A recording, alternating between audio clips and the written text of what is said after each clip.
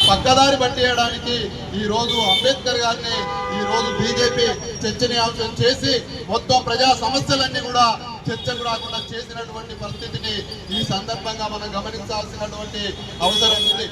ఈ రోజున డాక్టర్ బాబాసాహెబ్ అంబేద్కర్ ఆ రోజు మనవాదం అనుసరించినటువంటి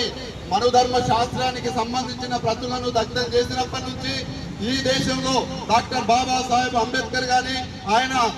అందించినటువంటి రాజ్యాంగాన్ని కానీ అమలు కాకుండా చేయడం కోసమే చాప కింద నీరులాగా ఈ దేశంలో బాబాసాహెబ్ అంబేద్కర్ వ్యతిరేకంగా ఆయన భావజాలానికి వ్యతిరేకంగా తప్పమైనటువంటి మనవాద భావజాలాన్ని అభివృద్ధి చేసుకుంటూ వచ్చినటువంటి ఈ ఆర్ఎస్ఎస్ కానీ విశ్వ హిందూ పరిషత్ కానీ ఇంకా దాని అనుబంధ సంస్థలు కానీ ఈ దేశంలో ఉండబడినటువంటి అణగారిన వర్గాలను అణచివేసేటువంటి లక్ష్యంతో ఏదైతే మనువాద ధర్మశాస్త్రం ఉందో ఆ మనుధర్మ శాస్త్రాన్ని ఈ యొక్క దేశంలో ప్రతిష్ఠింపజేసి దేశంలో పార్లమెంటరీ వ్యవస్థను విధ్వంసం చేసి ఒక నియంతృత్వ రాజ్యాంగాన్ని అదే మనుధర్మ శాస్త్రాన్ని నెలకొల్పుకోవడానికి అధ్యక్షత పరిపాలన తీసుకురావడానికి మరి అంబేద్కర్ గారి గురించి అనుచిత వ్యాఖ్యలు చేసే ముందే జమిలి ఎన్నికల విధానాన్ని మరి పార్లమెంటులో తీసుకొచ్చి మరి అది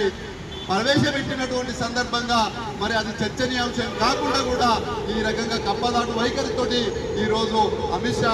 ఒక వ్యూహాత్మకంగా వ్యవహరించినటువంటి పరిస్థితిని దేశ ప్రజలందరూ గమనించాల్సినటువంటి అవసరం ఉంది. అందుకోసమే వామపక్షాలుగా అంబేద్కర్ గారిని అవహేళన చేసి పార్లమెంటు సాక్షిగా అవమానించినటువంటి కేంద్ర హోంమంత్రి అమిత్ షా బహిరంగ క్షమాపణ చెప్పాలి, లేదా మంత్రివర్గం నుంచి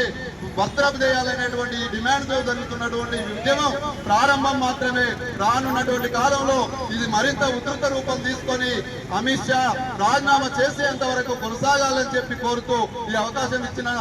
నిర్వాహకులకు మరియు మీ అందరికీ కూడా మరోసారి జై భీమ్. లాల్ సలాం.